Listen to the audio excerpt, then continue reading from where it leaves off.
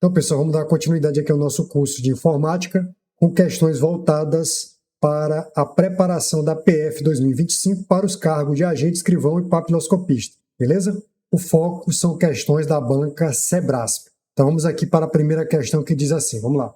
O gerenciamento de processos é responsável por executar simultaneamente vários processos nos sistemas operacionais Windows e Linux, por meio do compartilhamento de tempo e processadores. Então, observa, ele fala aqui de gerenciamento de processo. Quem é que trabalha com gerenciamento de processo? Os sistemas operacionais, sejam eles Windows ou Linux, beleza? Então, veja que isso aqui vai estar certo. Observe o seguinte, o gerenciador de processos do sistema operacional coordena a execução concorrente de processos ou tarefas, alocando tempo de CPU, que a gente chama de time sharing, e em sistemas multiprocessados, distribuindo processos entre múltiplos núcleos de CPU. Isso é tanto válido para o Windows quanto o Linux. Então, falou em gerenciamento de processo, você vai poder executar simultaneamente vários processos nos sistemas operacionais, ok? Vai haver um compartilhamento de tempo e processadores, que seria o núcleo do processador. Então, esse item realmente ficou certo.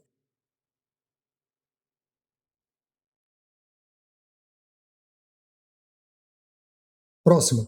No Linux, a execução do comando a seguir irá atualizar o pacote Samba, se este já estiver instalado no sistema operacional. Então, observe o seguinte, olha. Isso aqui seria um gerenciador de pacotes. Então, gerenciador de pacotes. Agora, observe o seguinte. Update quer dizer que vai haver uma atualização. Então, vai haver uma atualização de que pacote? Do pacote Samba, ok? Então, vejamos o seguinte. O Yum é um gerenciador de pacotes utilizado em sistemas baseados em Red Hat, a distribuição Red Hat, como RHEL, CentOS, Fedora nas versões mais antigas, para atualizar o pacote Samba caso ele já esteja instalado. Esse item vai estar correto. Agora observe o seguinte, o que seria o pacote Samba? O Samba ele é um software livre que permite a interoperabilidade entre sistemas operacionais Linux, Unix e sistemas Windows, especialmente no compartilhamento de arquivos e impressoras em redes locais.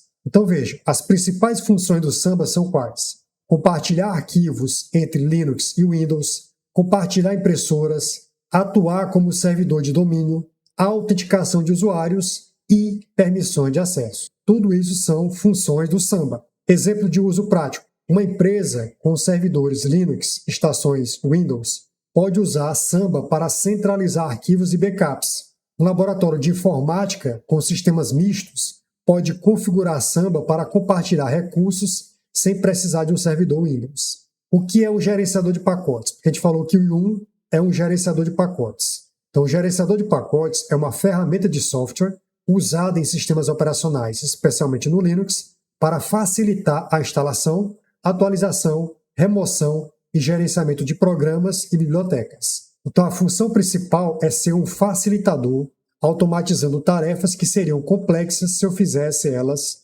manualmente. Então, o que é um gerenciador de pacotes, para frisar mais ainda? O que ele faz exatamente? Ele instala programas a partir de repositórios, servidores, verifica e resolve dependências, ou seja, instala automaticamente os pacotes necessários para que outro funcione, atualiza pacotes para versões mais recentes, remove pacotes de forma limpa, verifica a integridade dos pacotes utilizando assinaturas digitais e garante a compatibilidade entre versões de bibliotecas. Então imagina que você fosse fazer a instalação de um programa sem gerenciador. Você teria que baixar o código-fonte, compilar com make, resolver erros de dependência manualmente, configurar caminhos e permissões. Observa que ia dar um trabalho. Agora, com o gerenciador, basta digitar o comando. Por exemplo, sudo yum, que seria o gerenciador que nós temos aqui, install Samba. Nesse caso, eu iria instalar o pacote Samba. O gerenciador de pacotes, para quem é leigo, observe o seguinte, o gerenciador de pacotes é como uma loja de aplicativos avançada. Ele automatiza o processo técnico de instalar, atualizar e remover programas, economizando tempo, evitando erros e garantindo compatibilidade no sistema. O Yum é o Yellow Dog Updater Modifier.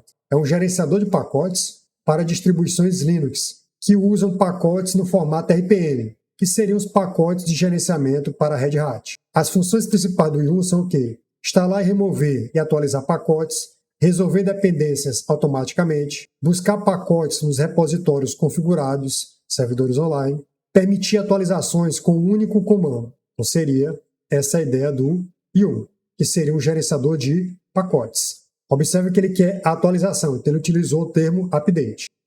Aqui nós temos alguns exemplos de comandos, Yum install, Yum remove, Yum update, ok? Vai atualizar os pacotes e assim sucessivamente. Yum update Samba, atualiza apenas o Samba. O Yum foi substituído pelo gerenciador de pacotes DNF, em distribuições mais recentes do Fedora e do Real CentOS 8 Plus, mas muitos comandos permanecem semelhantes. Finalidade de gerenciador de pacotes. Facilita o gerenciamento de software no Linux, sem necessidade de compilar manualmente, garante a integridade e segurança verificando a assinatura digitais dos pacotes e resolve automaticamente dependências, reduzindo erros de instalação. Eu coloquei alguns outros gerenciadores de pacotes, como o Yum, DNF, RPM, o apt que eu uso bastante, o dpkg, o pacman, o zyper e o emerge. Então são alguns tipos de gerenciadores de pacotes que facilitam a sua vida na hora da atualização de pacotes.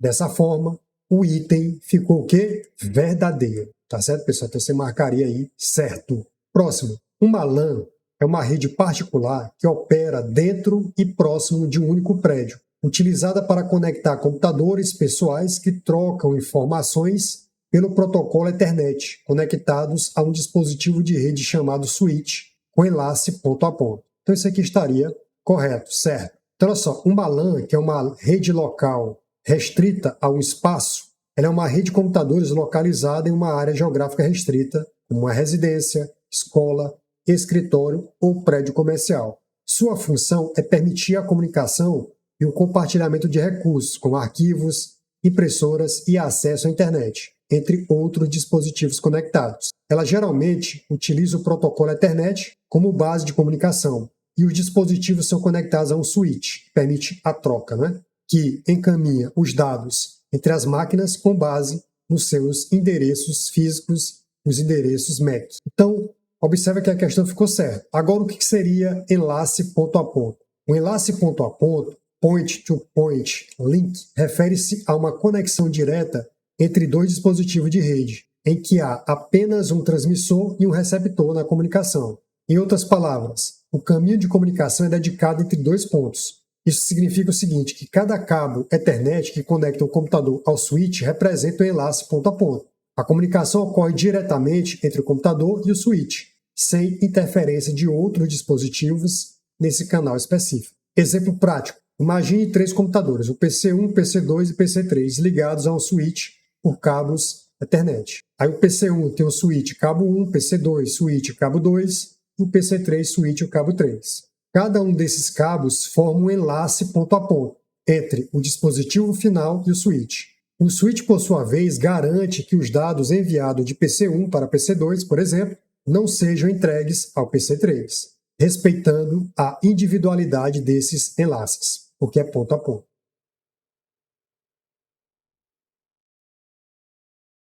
Próximo. Um cliente DHCP fornece a um computador cliente um IP fixo, bem como a autenticação entre esse computador e o referido servidor. Na verdade, o DHCP ele trabalha com IP dinâmico, então esse item estaria errado. Então observe o seguinte, o DHCP fornece endereços dinâmicos, não fixos, a não ser que haja reserva no servidor, e não realiza autenticação entre cliente e servidor. Isso não é função do DHCP. Então esse item estará errado. Próxima. Redes VPN, que são as redes virtuais privadas, permitem a troca segura de dados entre dois pontos por meio do tunelamento, uma proteção, túnel criptográfico, que cria um túnel seguro dentro de uma rede pública. Essa é a definição aí clássica para VPN, rede virtual privada. Você cria um túnel criptográfico e aí você consegue transferir dados de forma segura. Então observe que eu coloquei aqui uma ilustração para que você verifique que o usuário utiliza-se de um túnel, tá bom, pessoal? E você consegue acessar aí recursos na internet de forma a proteger as suas informações. Dentro de um canal seguro em um meio inseguro que é a internet. Então, observa, ó, esse é exatamente o princípio das VPNs. Cria-se um túnel criptografado dentro da internet, que é a rede pública, garantindo a segurança dos dados transmitidos entre dois pontos. Portanto, o item está certo.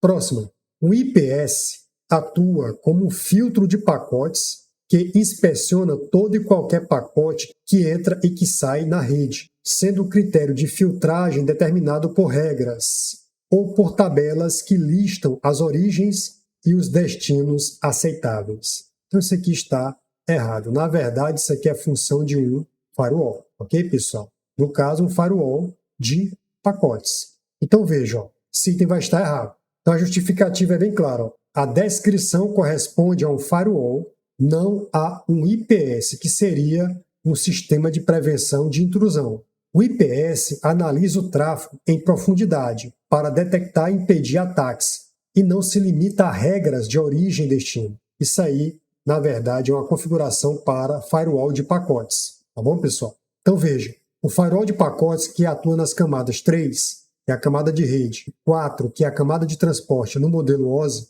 ele utiliza critérios como endereço IP de origem e destino, porta de origem e destino e protocolo TCP, UDP, ICMP, etc. Já o IPS vai além disso, ele opera inspecionando o conteúdo dos pacotes, podendo atuar até a camada 7, a camada de aplicação no modelo OSI, para identificar comportamentos maliciosos, como tentativa de invasão, exploits ou tráfego suspeito, e ainda pode bloquear automaticamente essas ameaças. Beleza? Então, qual seria, por exemplo, a diferença entre um IDS e um IPS? O IDS seria um sistema de detecção de intrusão. O IPS é um sistema de prevenção de intrusão. Então, a função principal de um IDS é monitorar e detectar ataques. A ação passiva, apenas alerta. Resposta: gera logs e alertas. Posicionamento na rede, fora da linha de tráfego. Exemplo de uso: monitoramento e análise forense. Desempenho impactado? Não. Agora observe, o IPS, que seria o sistema de prevenção de intrusão, a função principal dele é monitorar e bloquear, prevenir ataques. A ação dele é ativa, pode bloquear tráfego. Resposta: ele toma ações em tempo real. Posicionamento na rede, dentro da linha de tráfego. Exemplo de uso: proteção automática contra exploits. E o desempenho impactado? Sim, pois inspeciona pacotes em tempo real. Então, aqui seria a comparação entre IDS e IPS. Beleza? A complementaridade entre IDS mais o IPS. Trabalhando juntos, o IDS pode realizar uma análise profunda de tráfego com geração de alertas detalhados para equipes de segurança, enquanto o IPS atua na linha de frente, bloqueando ataques automaticamente. Uma organização pode usar o IPS para respostas rápidas e o IDS para coleta de evidências, correlação de eventos e auditorias posteriores. Observe que muitos sistemas modernos, eles utilizam a combinação de ambas as proteções em um único equipamento ou software, chamado de IDPS, que usa a função de IDS ou IPS, que seria um sistema de prevenção e detecção de intrusão. Tranquilo, pessoal? Então, na questão, nós vimos que a resposta seria errada, porque, na verdade, ele trabalhou em cima do conceito de firewall. Tranquilo? Próximo. Em um firewall corretamente instalado e configurado, toda troca de dados entre a rede interna, que seria a intranet, e a rede externa, que seria a internet, de uma organização, deve passar por ele, deve ser filtrado por ele? Claro que sim, então isso aqui estaria certo. Então observe o seguinte, ó, o firewall ele é uma barreira de proteção entre redes. Ele controla o tráfego com base em regras de segurança. Quando ele está corretamente configurado, ele vai filtrar todo o tráfego de entrada e saída da rede interna. Beleza, pessoal? Então esse item estaria certo.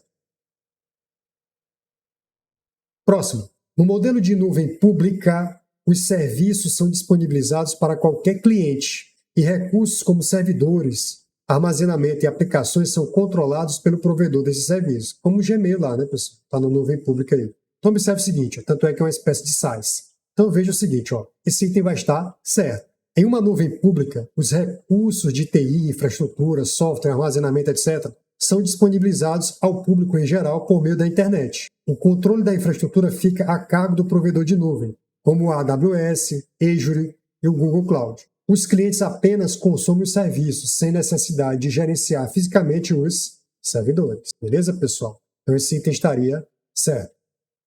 Outros modelos. Nós temos o modelo privado e o modelo misto. Então, a nuvem privada é dedicada exclusivamente a uma única organização, podendo estar instalada localmente ou hospedada por um provedor externo, mas com acesso e controle restritos. As vantagens são o quê? Maior controle e personalização, melhor segurança e conformidade, pode ser integrada com sistemas legados, sistemas antigos da empresa. Desvantagens: maior custo de implementação e manutenção, mais caro, né?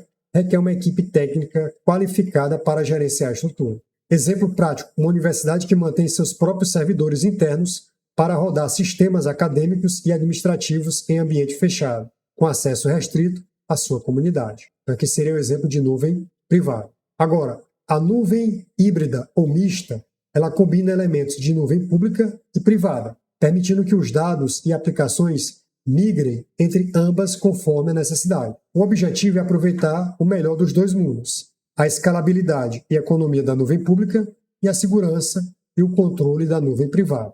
Exemplo prático: uma empresa mantém dados sensíveis de clientes em uma nuvem privada, com certeza, né? Segurança. Mas utiliza uma nuvem pública para hospedar seu site institucional ou realizar processamento de alto desempenho sob demanda. Ok, pessoal? Então aqui seria um exemplo de nuvens privadas e híbridas. Comparativo: você vai ver que a nuvem pública você tem acesso aberto, pago, o controle dos recursos é feito pelo provedor, o custo é menor e a segurança é menor. Na nuvem privada é restrito, o controle dos recursos é feito pela empresa ou organização, o custo é maior, segurança maior. Na nuvem híbrida, o acesso é misto, o controle dos recursos é compartilhado, custo equilibrado, segurança flexível. Beleza? Próxima: PaaS. É o tipo de cloud que permite a utilização de uma aplicação na web, como, por exemplo, Google Docs e Office 365. Observe que o Sebrasp gosta muito disso aqui, ó. Inclusive caiu na PRF, né? E na PF também. Ó. Você vai observar o seguinte: isso aqui, na verdade, seria SaaS, Software como Serviço. O PaaS tem a ver com programação. É o cara que é programador. Ele vai ter um ambiente para testar os seus aplicativos. Já Google Docs e Office 365, o próprio Gmail, são SaaS, são software que você vai utilizar aí sem realmente ter um total controle sobre o que está acontecendo. Ok? Quem vai te fornecer esse serviço aí seria um provedor. Pode ser o Google, pode ser a Microsoft ou outra empresa que você contrate o serviço de SaaS. Tá bom, pessoal? Então isso aqui estaria errado. O Google Docs e o Office 365 são exemplo de SaaS, software como serviço, onde o usuário utiliza diretamente o software, sem gerenciar infraestrutura ou plataforma. PaaS é uma plataforma para desenvolvedores criarem, testarem e implantar aplicações como o Google App Engine ou o Hero. Tranquilo, pessoal? Então esse item estaria errado. Essa questão com certeza vai estar na sua prova, certo? Próximo. No backup completo, uma cópia exata dos arquivos e das pastas selecionadas é criada, por isso esse tipo de backup pode levar muito tempo para ser concluído, especialmente se houver arquivos grandes. É exatamente isso. Ó. Então isso aqui estaria correto. Ele faz uma cópia exata dos arquivos. É exatamente isso que faz o famoso backup completo, que pode também ser chamado de full, pode ser chamado de normal, pode ser chamado de total. Beleza, pessoal? Então observe o seguinte: o backup completo ele faz uma cópia de todos os dados selecionados, independente de terem sido modificados ou não. Como copia tudo de novo, a cada execução é mais demorado, especialmente em grandes volumes de dados. Por isso, o item está certo. Próximo. O backup completo é o tipo de rotina de backup que copia todos os arquivos de um computador, mesmo se o arquivo estiver marcado como copiado anteriormente. Ele vai sempre copiar tudo. Então esse item está certo. O backup completo ignora se o arquivo já foi copiado anteriormente ou não. Ele copia tudo novamente, sempre. Isso vai distinguir ele dos backups incrementais, que só pega as alterações, em relação ao backup completo ou próprio incremental, e o diferencial, que faz referência à cópia completa, que dependem da modificação. Então esse item estaria certo. Backup completo, ele é uma rotina de backup que vai copiar todos os arquivos, mesmo se eles estiverem marcados como copiados anteriormente. Beleza, pessoal? Próximo, o backup diferencial. Observa que o Sebrasp às vezes escreve assim em português. Você pode ver em inglês, palavra backup, ou em português. O backup diferencial copia somente os dados modificados desde o último backup completo, enquanto o incremental copia somente os arquivos modificados desde o último backup, independente do tipo, que poderia ser um backup completo ou um backup incremental. Então, pessoal, isso aqui cai bastante, ou se eu fosse você, eu ficaria atento, porque isso aqui pode cair exatamente como está aqui. Então, esse item estaria certo. Observe o seguinte, ó, pessoal. Você está aqui e fez um backup completo. Você tem aqui seus arquivos, fez um backup completo, beleza? E aí você vai fazer backups diferenciais, como já falei para vocês, ó. Diferencial 1, diferencial 2, diferencial 3. Ele olha para o backup completo. Então, se eu quiser restaurar, ele vai ser mais rápido. Por quê? Porque ele vai olhar somente o completo e o último diferencial, só isso. Então ele é mais rápido para a restauração. Agora, se eu pegar e fizer um backup, no caso aqui, incremental 1, incremental 2, incremental 3, observa que ele sempre vai olhar para o anterior, até chegar e olhar para o completo. Então, se eu quiser restaurar, ele vai ser mais lento na hora da restauração. Para restaurar, ele é mais lento. Por quê? Porque eu vou precisar do completo e de todos os incrementais. Tranquilo? Observa que o diferencial ele é acumulativo. Ele acumula as cópias anteriores em relação ao completo. Ok, pessoal? Então, grave bem, ó. Esse item está correto e poderá cair na sua prova. É só olhar o seguinte, ó. Diferencial, ele vai copiar somente os dados desde o último backup que é completo. Acabou. Já o incremento, ou incremental, copia somente os arquivos que foram alterados desde o último backup, independente do tipo, que pode ser o completo ou o próprio incremental. Tranquilo, pessoal? Então seria dessa forma. Então você marcaria certo. Esse item aí poderá estar na sua prova, porque olha só, eles gostam disso e às vezes só fazem trocar. Observa aqui, ó. Enquanto no backup incremental, apenas os arquivos alterados desde o último backup completo são salvos, no backup diferencial, são criadas cópias apenas dos arquivos que contêm alteração ou que tenham sido adicionados depois do último backup, qualquer que seja o seu tipo. Observa que ele trocou. Aqui era para ser o diferencial e aqui era para ser o incremental. Ok, pessoal? Então, ele trocou. É a mesma coisa da questão anterior, ele só fez trocar. Então, esse item vai estar o quê? Errado. Aqui ocorre uma inversão dos conceitos. A frase diz que o incremental se baseia no último completo. Está errado. O incremental ele se baseia no último backup realizado, seja ele completo ou incremental. Também afirma que o diferencial se baseia em qualquer backup anterior. Também está errado. O diferencial sempre se baseia no último backup completo. Ele olha para o completo. Ele é diferente, ele olha para o completo. O incremental ele olha para os incrementos e também o completo. Beleza, pessoal? Então, cuidado com essa questão aí, porque ela é muito importante para a sua aprovação, ok? Então, o item está errado.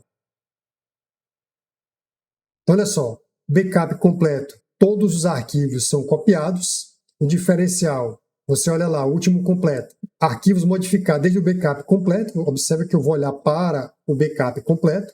E o incremental, o último backup, qualquer um daqueles que ocorreram. Arquivos modificados desde o último backup, seja ele incremental ou completo. Observe que o incremental, ele olha para os incrementos e para o completo. O diferencial, ele olha somente para o completo, tá bom? Próximo. Um usuário decide fazer um backup dos dados armazenados no computador, copiando somente os dados que foram modificados desde o último backup. Opa, já me deu uma dica. Para isso, ele adotará a seguinte regra. Se um backup completo for realizado na segunda, fiz um backup completo inicialmente. Então, observa que aqui é a minha referência, backup completo. O próximo backup realizado na terça deverá copiar apenas as alterações desde o backup de segunda. Ou seja, o backup completo. Está olhando para o completo agora. Na quarta, o backup deve copiar apenas as alterações no arquivo de imagem de backup, desde o backup de terça-feira. Então, ele olha para o backup, tá certo? Anterior. Tranquilo? Então, observa, nesse de quarta, ele olhou para terça. Tranquilo? E assim sucessivamente. Na quarta, o backup ele olhou para terça. O de segunda olhou para o completo. Tranquilo? E assim por diante. Nesse caso, a estratégia recomendada para armazenamento de dados na nuvem é a utilização de qual backup? Backup incremental. Perfeito, porque ele vai olhar para os incrementos e para o completo. Consequentemente, isso aí estaria certo. A descrição feita corresponde exatamente à lógica do backup incremental. Ok? Beleza. Então, olha só a regrinha aqui, ó. Na segunda, backup completo, chamado full. Na terça, apenas arquivos alterados desde segunda. Na quarta, apenas arquivos alterados desde terça. Então você tem incremental de primeira geração, incremental de segunda geração. E na quinta, apenas os arquivos alterados desde a quarta-feira. Então, incremental de terceira geração. Isso caracteriza o backup incremental, pois cada backup subsequente depende do anterior e não apenas do backup completo original, porque aí seria a característica do diferencial. Como ele pegou apenas as alterações, aqui você tem backup incremental. Tranquilo, pessoal? Então, grave bem. O diferencial sempre copia tudo que foi modificado desde o último backup completo, acumula mais a cada dito, ele é acumulativo, e o incremental ele copia somente o que mudou desde o último backup de qualquer tipo. Economiza espaço e tempo. Beleza, pessoal? Próximo. Na recuperação, quero retornar os dados. No backup incremental, é necessário restaurar um backup completo primeiro, sim, começa pelo backup completo. Por isso, ela é mais rápida que a recuperação do backup diferencial, mas não tão rápida quanto o backup completo. Então, isso aqui está equivocado, pessoal. A restauração do backup, no caso aqui, incremental, ela é lenta. O backup incremental, a sua restauração, ela é lenta. É mais rápida a restauração aqui do backup diferencial. Tá bom, pessoal? Então, observe que esse item vai estar errado, porque a restauração do incremental, ela é mais lenta. A restauração do diferencial é mais rápida. E a do backup completo também é mais rápida. Então, veja o seguinte. Na recuperação do backup incremental, é necessário restaurar um backup completo primeiro. Perfeito. Então, para restaurar um backup incremental, você precisa o quê? Restaurar o backup completo e restaurar cada backup incremental subsequente na ordem que foram criados. Por isso ela é mais rápida que a recuperação do backup diferencial. Errado. A recuperação do backup incremental é mais demorada do que o backup diferencial, porque você precisa restaurar o backup completo e vários incrementais em ordem. Se houver 6 incrementais, precisa fazer 7 etapas de restauração. O completo, full, mais 6 incrementais. Já no backup diferencial, você só precisa o quê? Restaurar o backup completo e o último diferencial. Portanto, a recuperação do backup diferencial ela é mais rápida. Agora, mas não tão rápida quanto ao backup completo. Correto, o backup completo é o mais rápido de restaurar, pois está tudo em um único arquivo. Beleza? Então, correção do item. Na recuperação do backup incremental, é necessário restaurar primeiro o backup completo e depois todos os incrementais subsequentes na ordem que foram feitos. Por isso, a recuperação é mais lenta do que a do backup diferencial e do backup completo. Tranquilo? Aí sim ficaria correto o item. Mas da forma que ele colocou, esse item ficou errado. Então, beleza, vamos lá. Você vai memorizar o seguinte, ó. Do mais rápido para o mais lento, você vai lembrar da palavra indico, que seria incremental, diferencial, completo. Isso é a velocidade de criação. Eu estou criando o backup, fazendo o backup, estou iniciando o backup. Então, na criação de backup, o incremental é mais rápido. Depois vem o diferencial e, por último, vem o completo. Agora, na restauração, do mais simples para o mais demorado, você vai lembrar de codinho. O codinho começa pelo completo, depois vem o diferencial e, por último, o mais lento, que é o incremental. É o mais demorado. Beleza, pessoal? Então, lembre-se, indico. Você vai lembrar na criação de backup, onde você vai do mais rápido para o mais lento, incremental, diferencial, completo, e você lembra de codinho, onde você tem a restauração de backup, do mais simples para o mais demorado, que seria completo, diferencial, incremental. Tranquilos? Então, vamos lá. Próximo. Um grande banco brasileiro sofreu um ataque de ransom.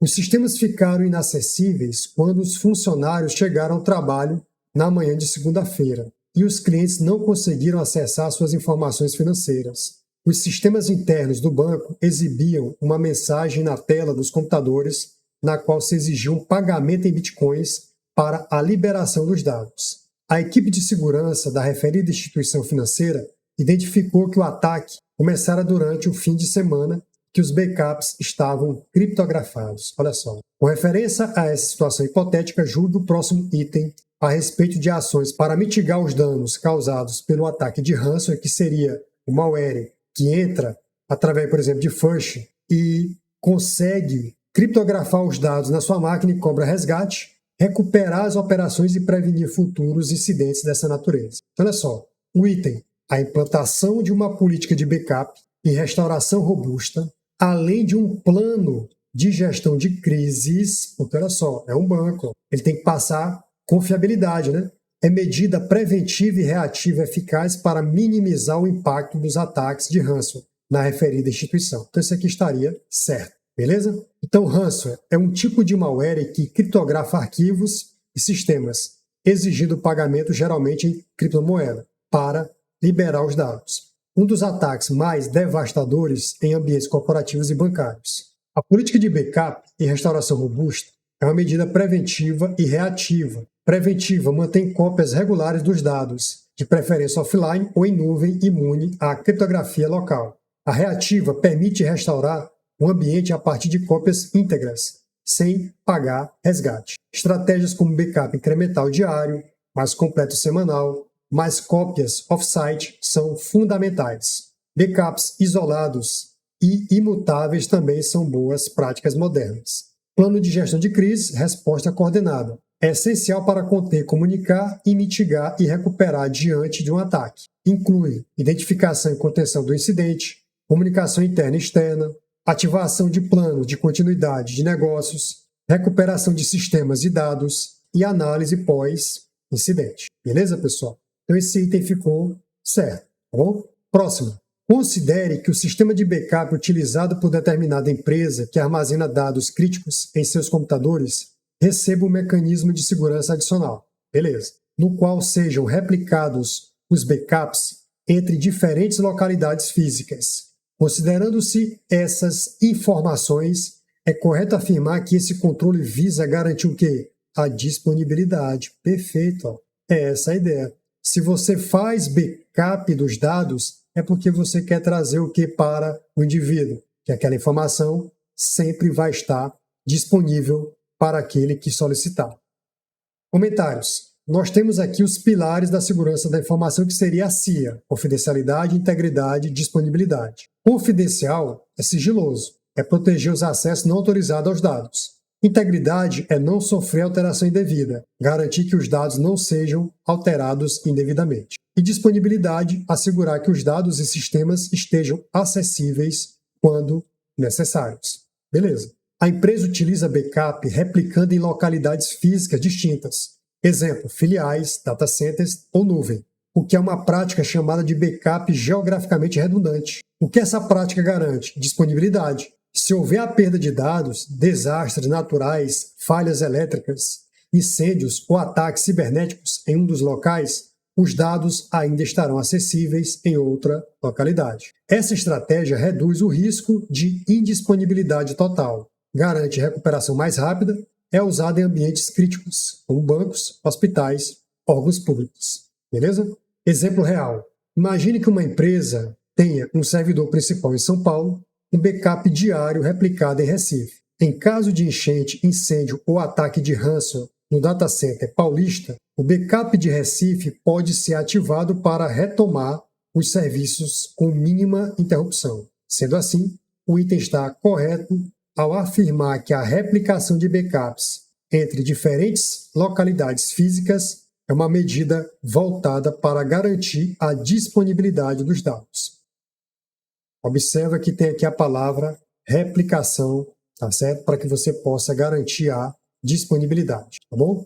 Próximo. A confidencialidade tem como princípio o uso de técnicas criptográficas que garante que o conteúdo da informação não seja compreensível para quem não esteja autorizado a acessá-lo. Ou seja, confidencialidade tem a ver com o quê? Sigilo. Então esse item estaria certo. Então observe o seguinte, confidencialidade é o princípio de manter a informação inacessível a pessoas não autorizadas, frequentemente utilizando criptografia. Então a definição está correta. Próximo, segundo o princípio da integridade, uma informação deve sempre estar disponível no momento em que se necessita dela. Não é integridade, é disponibilidade, beleza? Integridade é não sofrer alteração indevida. Então esse item estará errado. O conceito descrito corresponde ao princípio da disponibilidade e não da integridade. Integridade se refere à garantia de que os dados não foram alterados indevidamente. Ok, pessoal? Então esse item aqui está certo e esse item aqui está errado. Próximo. Por padrão, em criptografia assimétrica, onde você tem uma chave privada, que é particular, e uma chave pública, que é conhecida, você vai ter o seguinte, ó, a chave pública é utilizada para cifrar uma mensagem sempre que se deseja preservar a integridade da informação. Eu não vou usar a chave pública, eu vou usar a chave privada. Então esse item estará o quê? Errado. Então observe o seguinte, ó, a chave pública não é utilizada para cifrar com o objetivo de garantir integridade, como afirma o item. A integridade se garante com assinatura digital, ok? Utilizando a chave privada. Então observe o seguinte, se eu quero confidencialidade, quem vai cifrar é o remetente. Quem decifra é o destinatário. A chave utilizada, ela cifra com a chave pública do destinatário. Aí é confidencialidade. Agora, se eu quero autenticidade, integridade, quem cifra é o remetente e quem decifra é qualquer um. E aqui a chave utilizada vai ser o quê? Cifra com chave privada do remetente. Aqui seria uma assinatura digital. Beleza? Agora, o que é uma criptografia assimétrica? É um tipo de criptografia que utiliza dois pares de chaves, chamada chave pública e privada. A chave pública ela pode ser compartilhada livremente. A chave privada ela deve ser mantida em segredo absoluto. Essas chaves elas são matematicamente relacionadas. O que uma cifra, só a outra pode decifrar. Então, agora eu vou colocar os dois usos principais da criptografia assimétrica. O primeiro, a privacidade, a confidencialidade, o sigilo. O objetivo é garantir que apenas o destinatário consiga ler a mensagem. Essa é a ideia confidencial, é a privacidade. Como funciona? O remetente cifra, ele vai criptografar a mensagem, utilizando a chave pública de quem vai ser o destinatário. Sim, só o destinatário, com sua chave privada, poderá decifrar a mensagem. Então, João quer mandar um documento sigiloso para Maria, ele cifra com a chave pública de Maria e só Maria poderá abrir com sua chave o quê? Privada. Tranquilo. Agora, integridade mais autenticidade, que seria a assinatura digital. Então, a ideia é garantir que a mensagem veio de quem diz ter vindo e não foi alterada. Por isso que tem a ideia do não repúdio ou irretratabilidade. Como funciona? O remetente ele utiliza a chave privada para assinar a mensagem ou o resumo dela, um hash. O destinatário usa a chave pública do remetente para verificar a assinatura. Então veja um exemplo prático. Maria assina digitalmente um contrato. Ela usa sua chave privada para gerar a assinatura. Qualquer pessoa pode verificar a assinatura utilizando a chave pública de Maria. Isso garante autenticidade, porque foi Maria quem assinou. E integridade, nada foi alterado. Beleza, pessoal? Então, o uso relacionado à confidencialidade e o uso relacionado à assinatura digital, integridade mais autenticidade. Então, resumo prático, confidencialidade tem a chave utilizada para cifrar ou assinar a chave pública do destinatário e a chave utilizada para decifrar ou verificar é a chave privada do destinatário. Resultado, somente o destinatário lê. Agora, se eu quero garantir a integridade mais autenticidade, aí você vai lembrar da assinatura digital, você vai ver que a chave privada do remetente ela vai ser usada para cifrar ou assinar, e a chave pública do remetente ela vai ser usada para decifrar ou verificar.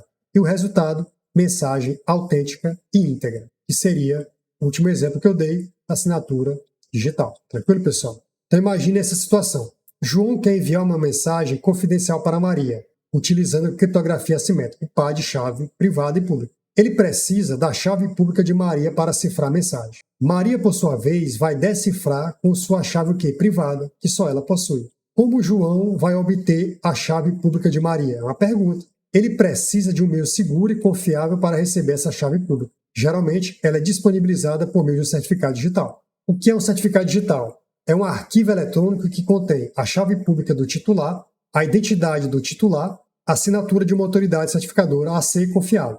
Ele serve para garantir que a chave pública realmente pertence à pessoa indicada. Permite evitar fraudes, onde alguém possa querer se passar por Maria com uma chave falsa, ok? Como João pode receber esse certificado? Via e-mail, Maria pode enviar o seu certificado para João. O risco, se o e-mail for interceptado, o invasor pode trocar o certificado.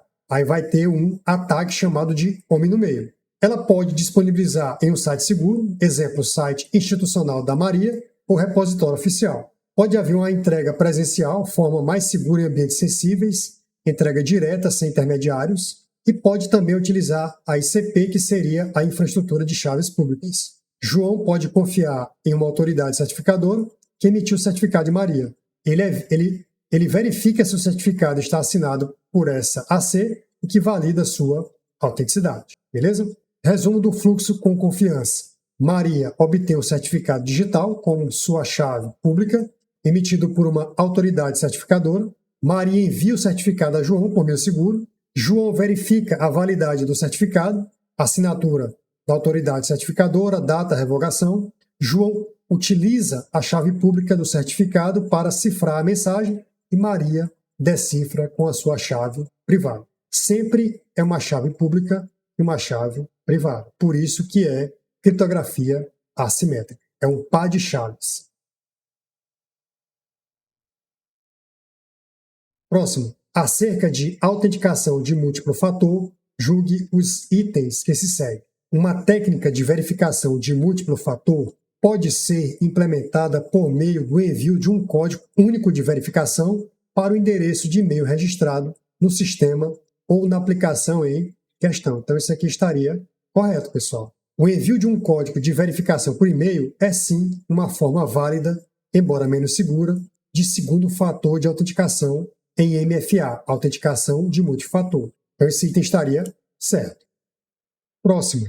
A MFA normalmente se baseia ou em um fator conhecido pelo usuário, como uma senha ou PIN, perfeito, ou em um outro fator que esteja sobre a posse do usuário, como um token ou um hardware, ok? Ou em um fator que apenas esse usuário pode oferecer, como uma característica biométrica. Perfeito, pessoal. Aqui você tem autenticação multifator. Então, esse item vai estar o quê? Certo.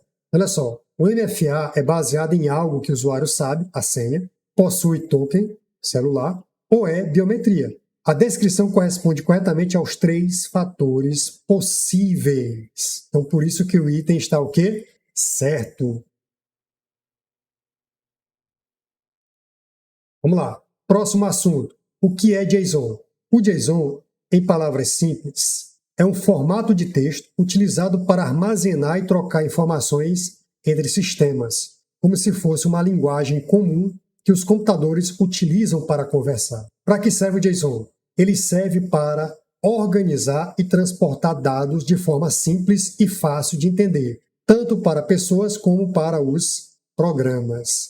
Então é muito interessante, isso aqui você pode utilizar em vários sistemas, pessoal. Então vamos lá. Imagine assim, o JSON é como uma ficha de cadastro digital. Exemplo, você está vendo aqui, ó, abre com chaves, fecha com chaves, aí você tem aqui, ó, entre aspas, você tem lá nome, Maria, também entre aspas, idade, entre aspas, como é um número não precisa, 30, cidade, entre aspas, no caso, aspas duplas, e Brasília, também, entre aspas. Esse pacote de dados pode ser enviado de um site para o servidor, guardado em um banco de dados, compartilhado entre sistemas ou aplicativos. Então, isso aqui serve para a troca de informações entre sistemas. Ok, pessoal? O JSON, ele reconhece os seguintes tipos de dados básicos. String, um conjunto aí de caracteres. Por exemplo, ó, entre aspas duplas, sempre, ó, Maria, número.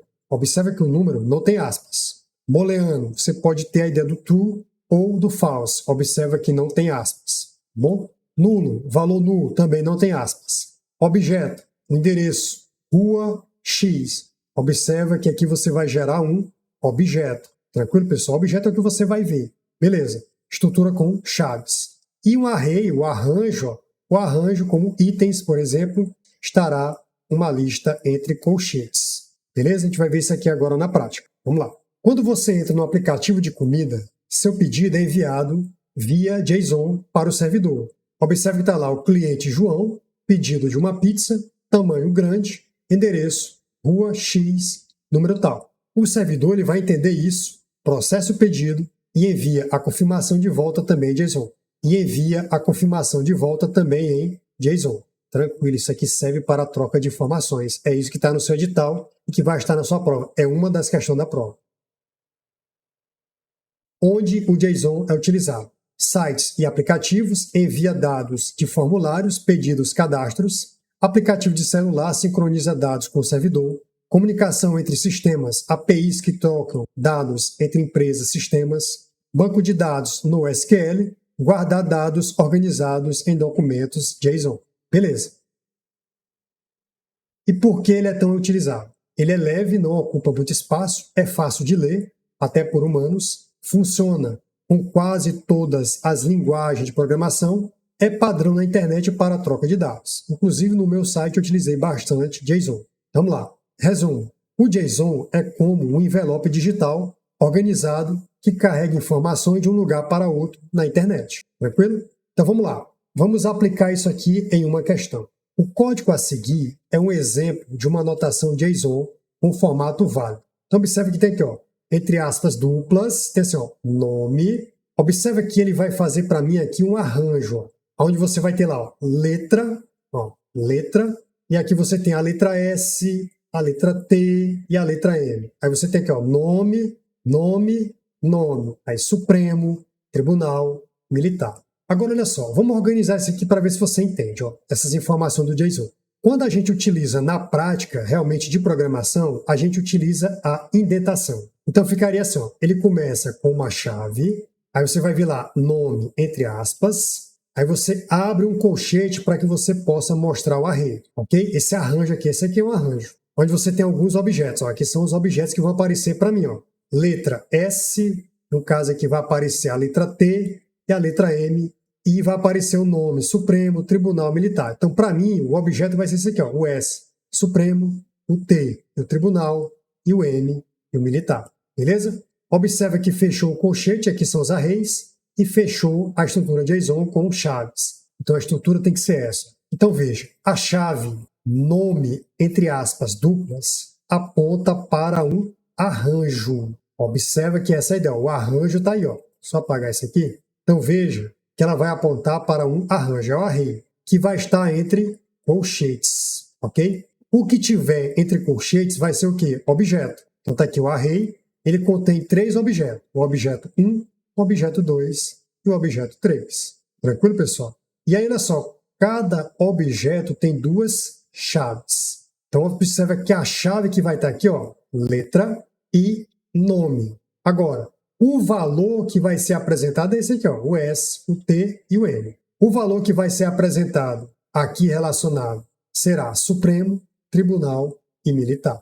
Ok, pessoal? Então, esses são os meus objetos dentro desses arranjos. Ok, pessoal? Então, cada objeto tem 2 chaves. A chave aqui, ó, a chave que vai abrir, ó, seria letra e a outra seria nome. E o valor são esses aqui, ó, que são os valores que vão aparecer na tela para o usuário. Tranquilo? Beleza. Aqui, pessoal, seria a forma indentada. Seria lá, chave, ó, tem o início e fim aqui, ó, para essa chave. Aí você vai ver que tem aqui, ó, nome, colchete. Eu abri o colchete, ó, fechei o colchete. E cada um desses aqui vai ser o meu objeto. Cada um desses vai ser o meu objeto. Ou seja, o que vai aparecer na tela para você verificar. Tranquilo, pessoal? Observe que está aqui as chaves. E você tem os valores. Chave, valor. Chave, valor. Então é isso que está colocando para você. Ó. Tudo isso é uma chave. Ó. Tudo que tiver aqui entre aspas, aqui, ó, esse inicial aqui seria uma chave. Chave nome, chave letra, chave nome, chave letra, chave nome, chave letra, chave nome. Então, respondendo a questão, você vai perceber o seguinte. Ó. Essa é a estrutura de um JSON. Observe que está aqui, ó, chave inicial, ó, e final, perfeito? Aí você tem aqui uma chave chamada de nome, ela está entre aspas duplas, e aqui você vai ter o primeiro objeto. Observe que esses objetos aqui, esses arranjos, tá bom? Esse arranjo aqui, ó, vai ter o início e o fim com os colchetes aqui, ó. E aqui você vai ter cada objeto que vai ser apresentado na tela, aqui ó, com sua chave e o seu valor. Sempre é chave e valor. Chave e valor. Tranquilo, pessoal? Essa é a estrutura de um JSON válido. Isso aqui estaria corretíssimo. Beleza? Tem que treinar para que você possa memorizar. Você pausa e verifica essa estrutura que fica fácil de entender. Como é a primeira vez, parece assustador, mas depois você vai ver que é simples. Agora, essa questão aqui, eu acho, sei lá, a banca é bem triste aqui falar que isso aqui é um JSON. A banca considerou isso aqui certo e contradiz o que a gente acabou de aprender, ó, que quando eu trabalho com chave valor, ela tem que vir entre aspas duplas, ó, tem que vir entre aspas duplas, né? Mas a banca considerou isso aqui não sei como correto. Ó. A questão veio assim ó, no CNPq. Ó. A sequência a seguir é uma lista que representa um objeto no formato JSON. Você está vendo que tem aqui ó, a chave, o atributo e o valor. Separado aqui por vírgula, ó, atributo, valor. Olha só que loucura. E ele considerou isso aqui certo, mesmo no gabarito final. Para mim isso aqui está errado. Então vamos lá. Ó. Era para estar assim, ó, chave, atributo entre aspas, 2 pontos, entre aspas, valor 1, entre aspas, dupla, atributo 2, 2 pontos, entre aspas, valor 2. Essa, para mim, sim, seria a estrutura correta de um JSON. Ok, pessoal? Mas vamos lá. Ó. Nessa questão, quem trabalha com programação vai perceber que parece mais com JavaScript Object Literal. Não parece nada com JSON. Mas a banca teimou que isso aqui é um JSON. Mas vamos lá. É só você lembrar que JSON é para permitir trocar informações entre aplicativos, APIs, etc. Vamos lá. Pode ser considerado um JavaScript, literalmente de objeto. A estrutura apresentada lembra um objeto literal em JavaScript, que aceita chaves sem aspas, se forem identificadores válidos, aceita valores não entre aspas, se forem variáveis ou nomes. Olha só, eu estou apresentando isso aqui, mas o que vai interessar para vocês é a estrutura do JSON que aparece na questão anterior. Essa sim é que deve ficar na sua memória. A exceção é essa questão aqui. Pelo amor de Deus, olha só. Vamos aqui contrariar ela, apesar do gabarito ter vindo certo. Ó. Quais são os problemas? Atributo 1 e atributo 2, que são chaves, deveriam estar entre aspas duplas. Beleza? E não estão entre aspas duplas. Veja aqui, ó, valor 1 e valor 2. Observa que o valor 2 tem um espaço ainda entre ele. Ó. Observa que tem um espaço aqui, ó. Não estão entre aspas. E o segundo ele tem um espaço, o que é inválido. Se eu deixar assim, o objeto não aparece. O valor 2 deveria estar entre quê? Entre aspas. Tranquilo, pessoal? Então, regras obrigatórias. Chaves, nome dos atributos devem estar entre aspas duplas. Strings. String quer dizer caracteres, pessoal. Caracteres, são vários caracteres de sequência. Como valores, devem estar entre aspas duplas. O JSON não aceita identificadores soltos, como, por exemplo, ó, valor 1, se não forem definidos como true, false, null, número ou string válido. Tá bom, pessoal? Então, para mim, essa questão aqui foi excepcional e ela veio totalmente equivocada. Para a sua prova da PF, guarde essa estrutura que com certeza vai estar na sua prova. Essa estrutura, sim, uma anotação correta JSON. Beleza, pessoal? Então, esse aqui seria correto. E essa aqui, o gabarito oficial não foi mudado, estava correto, mas para mim ele está errado. Ok, pessoal? Mas vamos lá. Próximo. Vamos trabalhar aqui um pouco sobre banco de dados.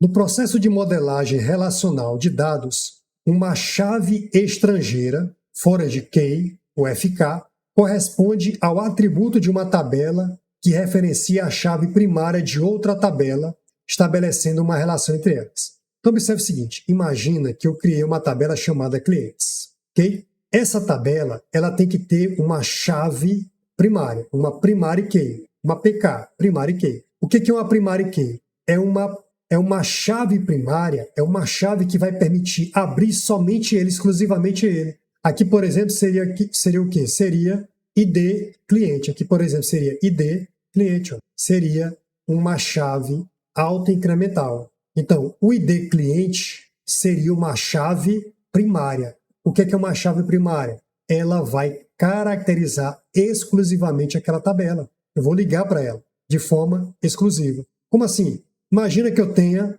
uma tabela chamada pedidos. Essa tabela também tem que ter a sua chave primária, que identifica ela exclusivamente. Então vai ter, por exemplo, aqui, ó, ID pedido. Agora, olha só, um cliente pode fazer vários pedidos. E esses vários pedidos vai para um cliente. Então, como é que eu vou fazer essa relação de integridade aqui? Você vai ver o seguinte, olha, eu tenho que fazer essa relação acontecer. Para isso, eu vou transportar para cá, ó, a identidade do cliente. E aí eu vou ter uma relação aonde essa chave primária na tabela clientes passa a ser uma chave estranha em pedidos. Observa que eu vou conseguir agora, ó, relacionar. O cliente pode fazer vários pedidos. Tranquilo, pessoal? Aqui vai ser o quê? Uma FK, uma chave estrangeira. Por quê? Por que ela é estrangeira? Porque ela pertence a clientes. Imagine que aqui fosse um país. Então, clientes fosse um país. Aqui é o país A. E aqui, pedidos, fosse o país B. Eu viajo aqui, ó. Eu viajo para o país B. O que eu sou no país B? Um forasteiro, certo? Eu sou um visitante. Tá bom, pessoal? Então, aqui seria uma chave estrangeira. Eu sou estrangeiro. E aí eu tenho uma conexão com o meu país. Como? Porque eu tenho uma identidade lá, tenho meu CPF lá. Ok, pessoal? Então é assim que funciona. Você vai ter que tentar lembrar dessa forma, para facilitar a tua vida. Então veja que esse item vai estar correto. Então vejamos aqui a fundamentação. Olha só. O que é uma chave estrangeira? Uma chave estrangeira, FK, é um campo ou conjunto de campos de uma tabela que faz referência à chave primária de outra tabela. Seu principal objetivo é estabelecer um vínculo lógico entre as tabelas, garantindo a integridade referencial dos dados. Então, essa é a finalidade de uma FK ou chave estrangeira. Então, observe o seguinte, está aqui um exemplo prático. Tabela clientes. Então, eu tenho essa tabela clientes e eu tenho a identificação através da chave primária. Ela é identificada através de cliente ID. Então, você observa aí que tem aí cliente ID. Então, isso aqui seria a chave primária. Aí você tem o nome do cliente, aonde você tem um autoincremento, 1, 2, 3, 4, 5, vários clientes e o nome deles. Então, essa é a tabela clientes. Então, como é que eu vou relacionar com a tabela pedidos? Você vai observar o seguinte, a tabela pedido também tem sua própria chave primária. Está aqui, ó, que seria pedido ID. Beleza. Para que eu possa me relacionar com clientes, cliente ID, que é chave primária, aqui dentro da tabela clientes, ela vai passar a ser uma chave estrangeira dentro da tabela o quê? Pedidos. E aí eu consigo estabelecer essa relação, aonde um cliente pode fazer vários pedidos e esses vários pedidos feitos por esse cliente vai pertencer somente àquele cliente que solicitou esses pedidos. Tranquilo? Então, olha só, o campo cliente ID na tabela pedidos, ele é uma chave estrangeira que aponta para o campo cliente ID na tabela de clientes. Então, existe essa relação. Isso assegura que cada pedido registrado esteja associado a um cliente válido. Beleza? Benefícios da chave estrangeira. Evita dados órfãos, impede, por exemplo, que se registre um pedido para um cliente que não existe. Garante integridade referencial, evita inconsistências entre tabelas relacionadas, facilita junções, os joins, permitindo combinar informações de diferentes tabelas de forma lógica. Logo, a nossa conclusão é que a questão está correta, pois descreve com precisão o papel da chave estrangeira na modelagem relacional, relação entre tabelas. Fazer referência à chave primária de outra tabela e estabelecer relações entre dados de tabelas distintas. Então, esse item ficou correto. Tranquilo, pessoal? Próximo. O trecho de código a seguir, após a execução, apresentará o resultado em ordem descendente. Essa questão, na prova, pessoal, ela foi anulada, mas eu organizei de tal forma que a gente pudesse encontrar o gabarito. A aplicação aqui, pessoal, vai ser relacionada a SQL. Quando você pensa em SQL, você vai entender que é uma linguagem de consulta estruturada. É uma linguagem padrão para gerenciar e manipular dados em banco de dados relacionais. É utilizada para armazenar, recuperar, atualizar e excluir dados, além de definir a assinatura do banco de dados. O SQL ele é amplamente utilizado em diversas áreas, como desenvolvimento web, análise de dados e gestão de informações. Então vejamos aqui como é fácil o entendimento. Se você observar que nós temos a palavra select. Select quer dizer o quê? Seleção. Então, ele vai fazer a seleção de quê? Do nome do departamento. Então, se eu tiver o departamento RH, TI, vendas, então ele faz a seleção desse nome aqui. Pode selecionar RH, pode selecionar TI, pode selecionar vendas, porque ele está selecionando o nome do departamento. Agora, olha só, ele vai conte quer dizer contar. Ele vai fazer uma contagem de quantos nomes do departamento ele encontrou. Então, se ele encontrar RH duas vezes, ó, RH, então ele vai contar duas vezes. TI, então ele vai contar aqui 3 vezes. Se ele encontrar vendas, venda, então ele vai contar aqui, ó, 3 vezes. Agora observa, para que eu não fique digitando toda vez conte nome do departamento, eu dei um apelido para ele, ó. Ele vai se chamar o quê, ó? Ele vai se chamar total. Então ele vai se chamar total. Então total faz referência à contagem do nome do departamento. Tranquilo? Agora olha só, de onde eu vou atrás de nome do departamento? From quer dizer de. De onde é que eu vou atrás disso?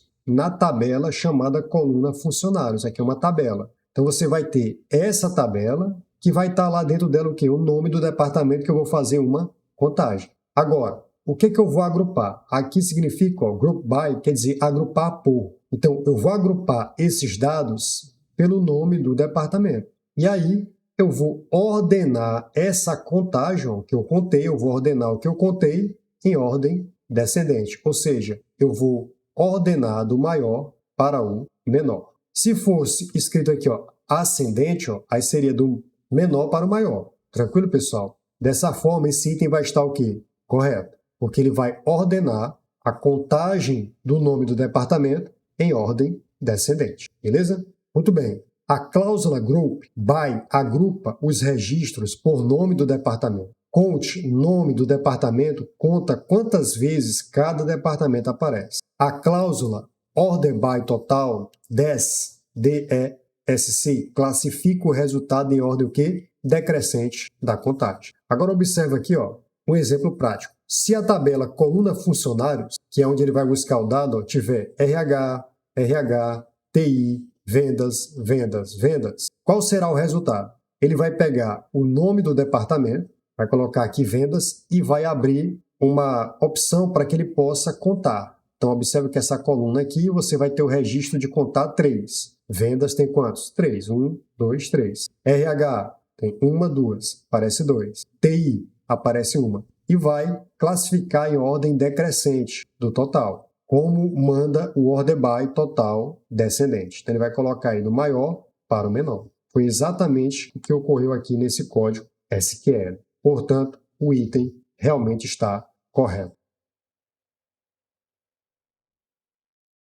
Próximo. Em banco de dados, o recurso de programação do tipo procedimento, então observe que ele está ativando aqui o procedimento. Ele é utilizado de forma automática e implícita, sempre que ocorre um evento tal como insert, update ou delete associado à tabela. Isso aqui está errado, pessoal. Procedimento é algo que ocorre de forma manual. Se eu quisesse que algo ocorresse de forma automática, você iria utilizar o que a gente chama de triggers, que são os gatilhos. Ok, pessoal? Gatilho, sim, é automático. Então, como é que eu dou um gatilho? Através do insert, através do update ou através do delete. O procedimento, ele é algo manual. Dessa forma, o item estará errado. Então, vejamos. Na nossa análise, procedimentos, que são os procedures, eles são executados manualmente por call, exec, ou seja, não são automáticos nem implícitos.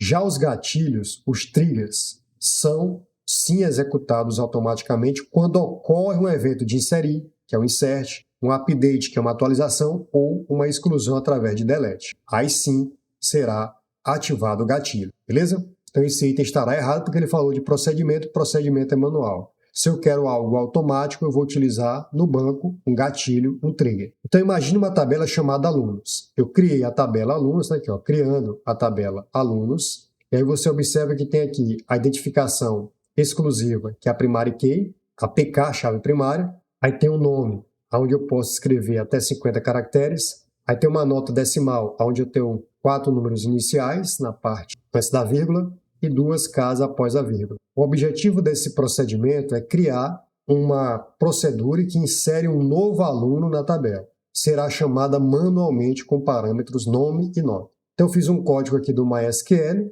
eu estou criando um procedimento para inserir aluno, vou inserir nome e vou inserir as notas. Ok, pessoal? Então, basicamente, aqui você vai ter uma ação manual. Aqui, o comando que eu vou utilizar é o call está relacionado a procedimento, aonde eu posso inserir, eu vou fazer uma chamada de inserção, ó, call está fazendo uma chamada de inserção, vai inserir Maria dentro do banco de dados e a nota relacionada a Maria. Observe que a separação é feita através de vírgula. Então aqui você vai ter o nome e aqui você vai ter a nota. Aqui você vai ter o nome e aqui você vai ter a nota. Aí você vai ter a identificação do aluno, aí está aqui o nome que ele inseriu, Maria, e está aqui a nota dela. Está aqui o nome de João e está aqui a nota dele. Então eu inseri, eu chamei esse procedimento de inserção de aluno através de um procedimento que vai inserir esses dados aí manualmente, beleza? Importante, esse procedimento é executado manualmente através do comando de call, a chamada. Diferente de uma trigger que é executada automaticamente com base em eventos,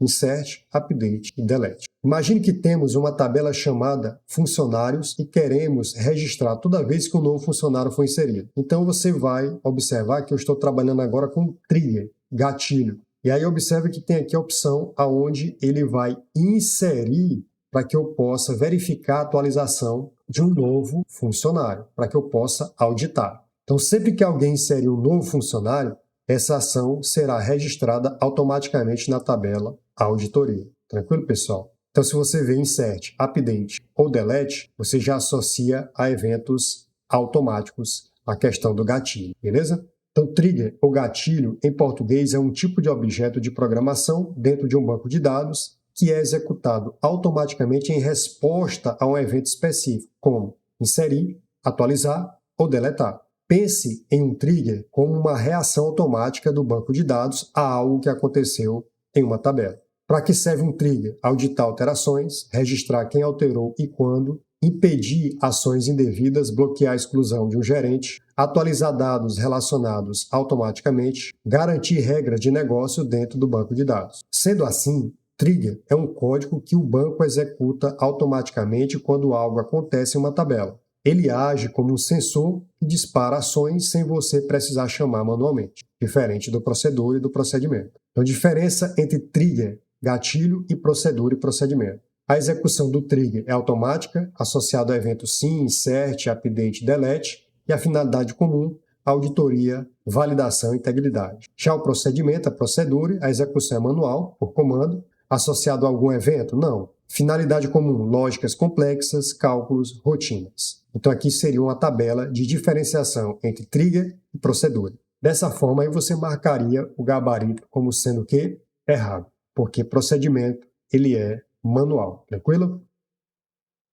Próximo. A próxima questão vai falar sobre Big Data. Se eu estou falando de Big Data, eu falo de Hadoop, por exemplo. E dentro do Hadoop eu tenho entre os 4 elementos que o compõem, vamos dizer assim, você tem o HDFS. O HDFS é um sistema de arquivos, então ele vai organizar os dados. Então, a grande vantagem do HDFS dentro do Big Data é que ele vai permitir armazenar grandes volumes de dados de forma distribuída e tolerante a falhas. É que você marcaria certo. Então, comentários. O HDFS é um sistema de arquivos do Hadoop. Hadoop é um framework, uma tecnologia central no ecossistema de Big Data. Sua função principal é armazenar grandes volumes de dados, mesmo em ambientes com servidores comuns e propensos a falhas, de forma eficiente e segura. Então, esse item estaria certo. Hadoop, pessoal, em Big Data, ele é um framework de software de código aberto, que facilita o desenvolvimento, né? Então, ele é produzido pela Apache, que permite o armazenamento e processamento distribuído de grandes volumes de dados, utilizando clusters de computadores comuns. Então, esse cluster quer dizer agrupar, né? O Hadoop foi criado para resolver um grande desafio do Big Data: como armazenar e processar enormes volumes de dados de forma rápida, barata e tolerante a falhas. Então, ele quebra os dados em partes, armazena essas partes em vários computadores, que são os nós, e processa tudo em paralelo, garantindo desempenho e confiabilidade. Componentes principais do Hadoop são 4, né? São o HDFS, o mapa Reduce, o Yarn e o Common. No HDFS, que é o sistema de arquivo distribuído, ele armazena os dados em blocos grandes, 128 MB, por exemplo, espalhado entre os nós do cluster, ou seja, espalhado entre os computadores que estão aí agrupados. Cria cópias, replicações dos blocos para garantir tolerância a falhas. Aí nós temos aí o MapReduce. O MapReduce ele é um modelo de programação que divide o processamento em duas etapas. O Map, que separa e organiza os dados, e o Reduce, que agrega os resultados. Então, o MapReduce, você deve lembrar que ele é muito utilizado para processar logs, dados financeiros e pesquisa. Aqui, para mim, pessoal, para você que vai fazer o concurso da PF, são os mais importantes. O Yarn gerencia os recursos do cluster e agenda os processos, e o Como são bibliotecas e utilitários compartilhados entre os módulos do Hadoop. Beleza. Exemplo prático. Imagine uma empresa com 10 TB de log de acesso de usuário por dia. Com Hadoop, os dados são armazenados de forma distribuída no HDFS, um código em MapReduce processa os acessos para gerar estatísticas. Tudo acontece em paralelo, muito mais rápido que em um único servidor. Vantagem do Hadoop: alta escalabilidade, baixo custo e também tolerância a falhas, processamento paralelo de grande volume de dados. Desvantagem: curva de aprendizagem alta, nem sempre eficiente com dados pequenos ou sistemas em tempo real. Então ele vai trabalhar com grandes volumes de dados. Resumo final: o Hadoop é a espinha dorsal de muitos sistemas de Big Data. Ele armazena, gerencia e processa grande volume de dados, distribuídos com resiliência e escalabilidade, sendo muito utilizado por empresas como Facebook, a questão do Yahoo, Amazon e governos. Características principais do HDFS: armazenamento distribuído, tolerância a falhas e alta escalabilidade. Agora, eu falei para vocês que o Hadoop é um framework. O que seria um framework? Ele é um conjunto de ferramentas, bibliotecas e estruturas prontas que ajudam os programadores, desenvolvedores a criar programas de forma mais rápida e organizada. Então você vai pensar assim: o framework é como uma estrutura de um prédio já construído. Você não precisa começar do zero, só precisa completar com janelas, portas e decoração, ou seja, o código específico. Você já tem uma estrutura base. Para que serve? Evita que o programador reinvente a roda, fornece padrões prontos e seguros, acelera o desenvolvimento e melhora a manutenção e a escalabilidade. Beleza. Exemplos. Alguns frameworks, nós temos o Django, nós temos o Flutter, nós temos o Hadoop e o Spark, seria para Big Data, e nós temos o TensorFlow, que seria para inteligência artificial. Aqui são alguns exemplos de framework. Agora, exemplo prático do HDFS, que foi falado na questão, que tem a ver com Hadoop, que trabalha com Big Data e que é tolerante a falhas. Então, imagine que uma empresa de streaming como Netflix armazene terabytes de vídeos, legendas, preferências de usuário e dados de uso diário. Esses dados são muito grandes, são Big Dados. Precisam ser armazenados com segurança. Precisam estar disponíveis para processamento analítico. Nesse caso, ela pode usar o HDFS para dividir os dados, divide em blocos grandes, armazenar cada bloco em diferentes servidores do cluster, criar cópias redundantes de cada bloco para garantir que, se um servidor cair, o sistema continue funcionando normalmente. Então veja esse exemplo aqui de replicação. Então eu tenho um arquivo chamado filme.mp4, ele é dividido em 3 blocos, B1, B2 e B3. Está aqui o B1 é armazenado no nó, no servidor A, no servidor B e no C. E aí é uma replicação do B2 nos nós, no computador, no servidor B, C e D. E o B3, o bloco 3, nos nós, no servidor C, D e E. Assim, se o nó C falhar, se o computador C falhar, as cópias nos outros nos garantem a continuidade do acesso. Ok, pessoal? Princípio aí da disponibilidade. Não parar o fornecimento da informação, mesmo em caso de falhas. Tranquilo? Dessa forma, o HDFS é projetado para armazenar grandes volumes de dados, Big Data, de forma distribuída e tolerante a falhas, o que é essencial em ambientes onde a escalabilidade e a confiabilidade são críticas. Então, por aqui, pessoal, vou encerrando esse bloco. Espero ver você nas próximas aulas. Até mais!